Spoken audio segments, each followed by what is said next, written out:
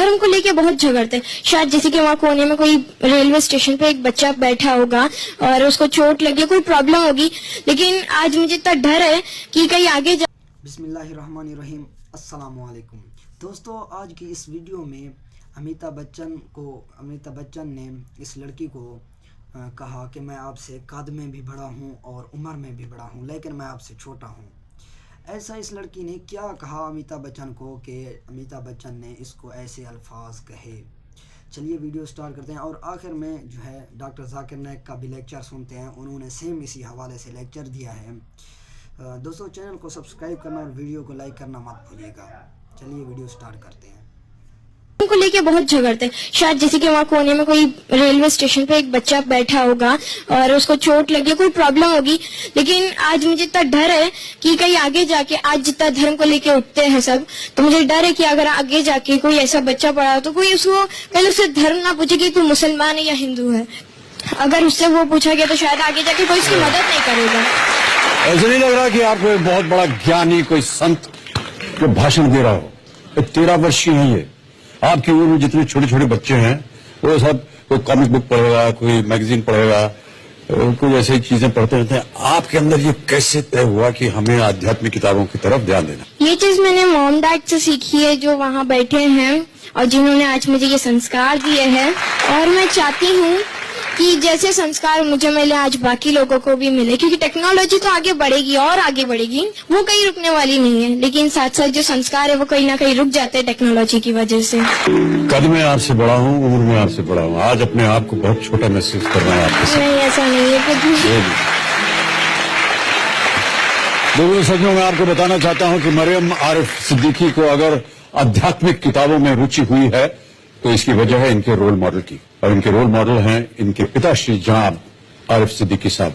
मैं बहुत बहुत हार्दिक जगह आपका स्वागत करता हूं। 2 लोग थे जो आपस में बहुत मोहब्बत करते थे, फारूक और सोलेहा। और फारूक और सोलेहा आपस में मोहब्बत करते थे। उन्होंने शादी की। शादी के 3 महीने बाद जिहाद का ऐलान होता है और फारूक जाते हैं जिहाद पर। जिहाद के जाने से पहले वो अपनी अहलिया, अपनी बीवी सोलेहा को 30,000 दिनार देते हैं। 30,000 दिनार एक यूके के आदमी ने कैलकुलेट किया और कहा कि वो होते 2 मिलियन पाउंड। 2 मिलियन पाउंड को मैं तब्दील करूंगा रुपये में, हो जाता है 15 करोड़ रुपये। वो देते हैं 30,000 दिनार, 2 मिलियन पाउंड, 15 करोड़ रुपये अपने एहलिया को, और कहते हैं कि इसे महफूज रखो, इसे खर्च मत करो, मैं जिहाद के लिए जा रहा हूँ।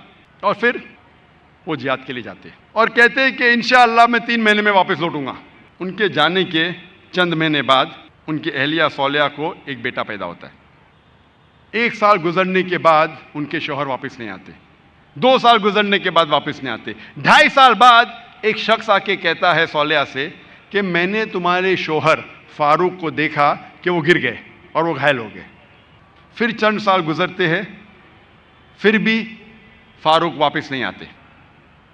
तो उसकी अहलिया समझती है कि मेरे शौहर का इंतकाल हो गया। लेकिन 30 साल बाद फारूक वापस मदीना लौटते हैं और उनकी ख्वाहिश थी कि मैं मेरी अहलिया से मिलूं। लेकिन वो बहुत परहेजगार थे। मदीना में आने के साथ सबसे पहले जाते मस्जिद में नमाज पढ़ने के लिए। नमाज पढ़ने के बाद वो देखते हैं कि कई उल्मा आपस में इल्म के बारे में गुफ्तगू कर रहे हैं, और उनमें से एक नौजवान, तकरीबन 30 साल का नौजवान, जिसका नाम था शेख अब्दुर्रहमान, वो सबसे बेहतरीन आलिम था।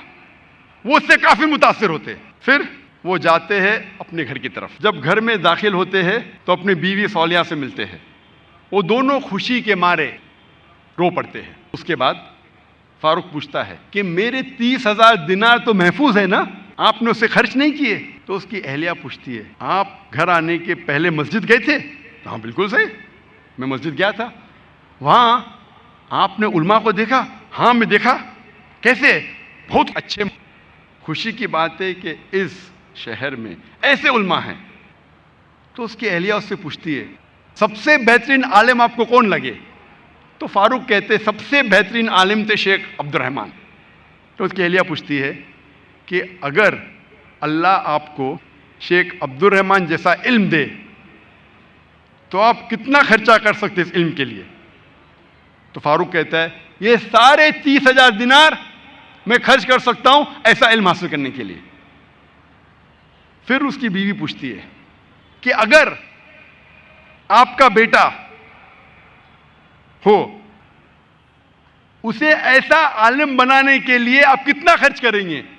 तो फारूक कहते मैं 30,000 दिनार से ज्यादा खर्चा कर सकता हूं, 15 करोड़ रुपए से ज्यादा खर्चा कर सकता हूं अपने बेटे को शेख अब्दुर्रहमान बनाने के लिए।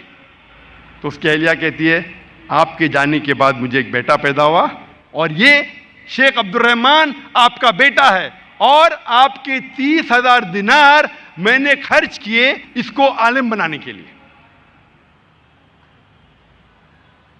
आप सोच सकते उस वक्त बेटे को आलिम बनाने के लिए वालदा खर्चा करती है 30,000 दिनार, 2 मिलियन पाउंड्स, 15 करोड़ रुपए।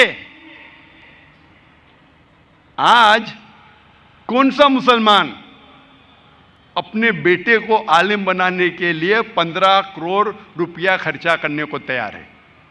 हां, डॉक्टर बनाने के लिए नो प्रॉब्लम, डोनेशन देंगे, रिश्वत देंगे, 10 लाख, 15 लाख, 20 लाख, 50 लाख, 1 करोड़ डॉक्टर। अमेरिका भेजने के लिए मेरा बेटा अमेरिका में पढ़ रहा है, 2 करोड़ खर्चा करेंगे, 3 करोड़ खर्चा करेंगे। क्यों? बेटा अमेरिका में पढ़ रहा है, स्टेटस। मैं ये जानना चाहता हूं कि कितने मुसलमान अपने बेटे को आलिम बनाने के लिए 15 करोड़ खर्चा करेंगे? गिनती के आपको मिलेंगे उंगलियों पे। है अल्हम्दुलिल्लाह आज भी हमारे मुआशरे में ऐसे मुसलमान हैं, लेकिन बहुत कम, उंगलियों पे गिन सकते हैं, बहुत कम, लेकिन है अल्हम्दुलिल्लाह। हम देखते हैं कि आज हम मुसलमान सारे तरफ से पीटे जा रहे हैं। हम मुसलमान आज माशरे में सबसे नीचे दर्जे के लोग कहलाए जाते हैं। मीडिया में देखिए, लोग अपने आप को मुसलमान कहने के लिए डरते हैं। जब हम तारीख पढ़ते हैं 8 से 12वीं सदी में, 8 to the 12th century, Europeans कहते थे द डार्क एजेस, अंधेरा दौर। अंधेरा किसके लिए? यूरोपियंस के लिए। उस वक्त मुसलमान इल्म की चोटी पे थे, मुसलमान साइंस और टेक्नोलॉजी में एकदम ऊंचे थे। ये मगरबी मुमालिक अंधेरे में थे, इंसानियत नहीं। हम स्कूल में पढ़ते हैं कि ब्लड सर्कुलेशन सबसे पहले जो साइंटिस्ट ने डिस्कवर किया वो विलियम हार्वी है, तकरीबन 400 साल पहले। तहकीक करने पे पता चलता है कि विलियम हार्वी से 400 साल पहले, यानी 800 साल पहले आज से, इब्ने नफीस सबसे पहले इंसान थे जिसने ब्लड सर्कुलेशन के बारे में जिक्र किया। और अल्लाह सुब्हाना व ताला कुरान मजीद में सूरह नहल में सूरा नंबर 16 आयत नंबर 66 में ब्लड सर्कुलेशन का जिक्र करते इब्ने नफीस से 600 साल पहले, आज से 1400 साल पहले, विलियम हार्वी से 1000 साल पहले और इब्ने नफीस से 600 साल पहले ब्लड सर्कुलेशन का जिक्र है कुरान मजीद में। आज हम जानते हैं साइंस तरक्की करने के बाद कि इंसान जब खाना खाता है तो खाना पेट में जाता है, पेट से जाता है अतड़ियों में, अतड़ियों से खून के जरिए कई आज़ाओं में जाता है, ऑर्गन्स में जाता है, इंक्लूडिंग मेमोरी ग्लैंड, इंक्लूडिंग छाती के पिस्ते में, जहाँ से निकलता है दूध। कुरान मजीद में ब्लड सर्कुलेशन और दूध के बनने के बारे में नटशल में कहा गया है। सूरह नहल में सूरा नंबर 16 आयत नंबर 66 में अल्लाह ताला फरमाते कि भेड़ बकरियों और गायों में आपके लिए एक मिसाल है, आपके लिए मिसाल है। इनमें से इनके पेट के दरमियान और खून के दरमियान से निकलता है दूध जो इंसानों के लिए फायदेमंद है। इस आयत में अल्लाह ताला जिक्र कर रहे हैं blood circulation and production of milk के बारे में। उस वक्त इब्न नफीस सबसे पहले इंसान थे जिसने समझाया ब्लड सर्कुलेशन के बारे में। हम स्कूल में जब वर्ल्ड मैप ऑफ ज्योग्राफी हम ड्रॉ करते स्कूल में, सबसे पहले शख्स जिसने दुनिया का नक्शा बनाया उसका नाम था अल इद्रूसी, सन 1154 में, 1154 में। लेकिन मुसलमान जब नक्शा बनाते थे दुनिया का, ऊपर था साउथ पोल, नीचे था नॉर्थ पोल, बीच में था काबा। वेस्टर्न कार्टोग्राफर्स आए और नक्शे को उल्टा किया, वर्ल्ड मैप को उल्टा किया, नॉर्थ पोल ऊपर, साउथ पोल नीचे, लेकिन फिर भी काबा बीच में, अल्हम्दुलिल्लाह। तो सबसे पहले इंसान थे अल इद्रूसी, सन 1154 में। हम जो सीखते हैं स्कूल में न्यूमरल्स, 2 किस्म के न्यूमरल्स है, 1 2 3 4 5 6।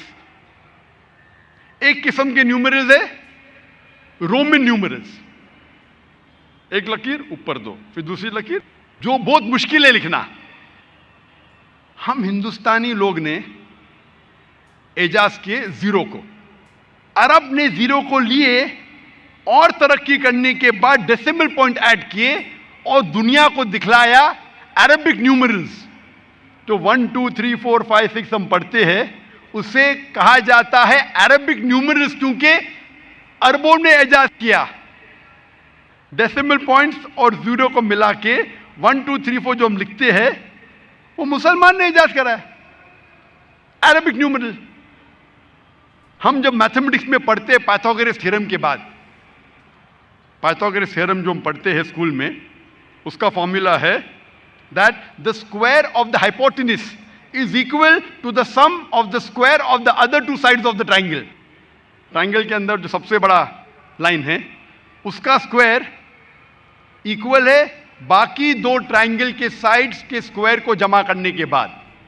पाइथागोरस थ्योरम के बारे में सीखते हैं, लेकिन उस थ्योरम में ये नहीं हम सीखते कि पाइथागोरस थ्योरम को सबसे पहले किसने कहा था। अल-अब्तूसी। अल-अब्तूसी मुसलमान था। मैथमेटिक्स में हम सीखते ट्रिग्नोमेट्री के बारे में। Who is the father of trigonometry? Trigonometry के फादर है, ट्रिग्नोमेट्री के वालिद है अल-बरूनी, मुसलमान। कितने लोग जानते हैं अल-खिंदी को? अल-खिंदी ने कहा कि ऑल लॉज आर रिलेटिव। उस वक्त जब गैलीलियो, डेस्कार्टेस, आइजैक न्यूटन कहते थे कि ऑल लॉज आर एब्सोल्यूट, उस वक्त अल-खिंदी कहते थे all laws are not absolute. उसके बाद कई साल बाद एल्बर्ट आइंस्टाइन आए, उन्होंने प्रोपाउंड किया थ्योरी ऑफ रिलेटिविटी।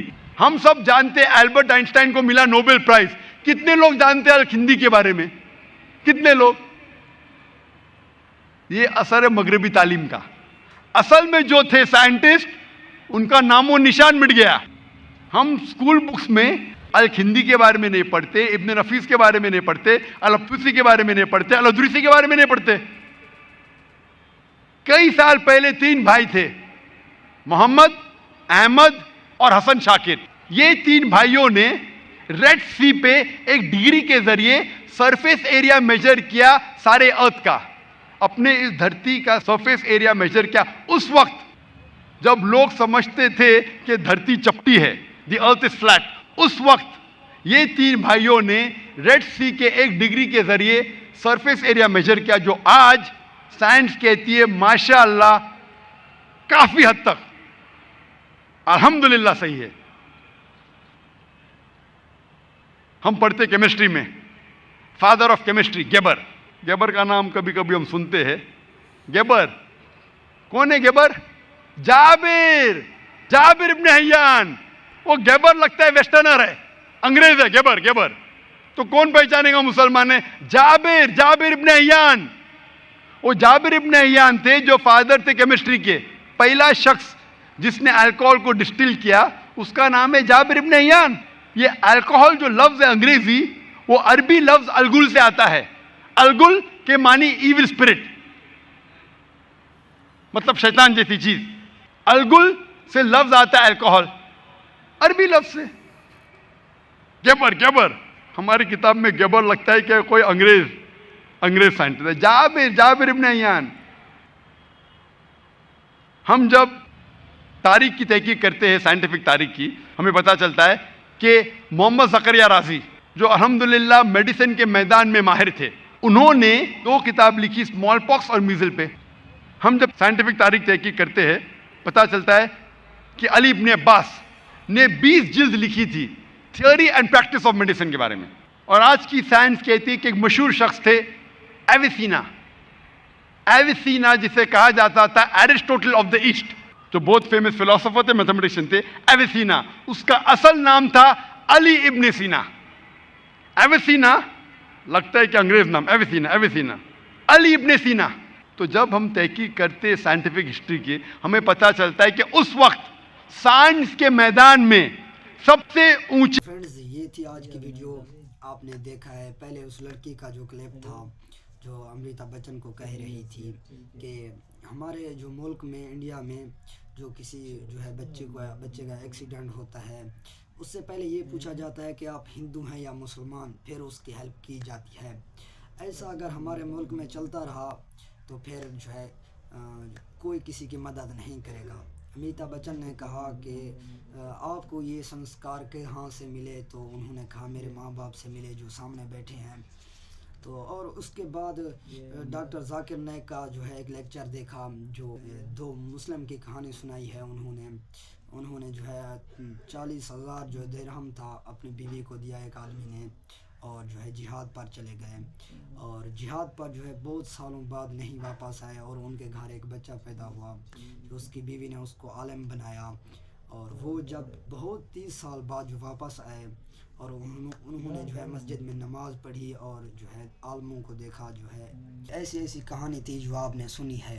उम्मीद है आप लोगों को ये वीडियो पसंद आई होगी। मिलते हैं नेक्स्ट वीडियो में, तब तक के लिए अल्लाह हाफ़िज़।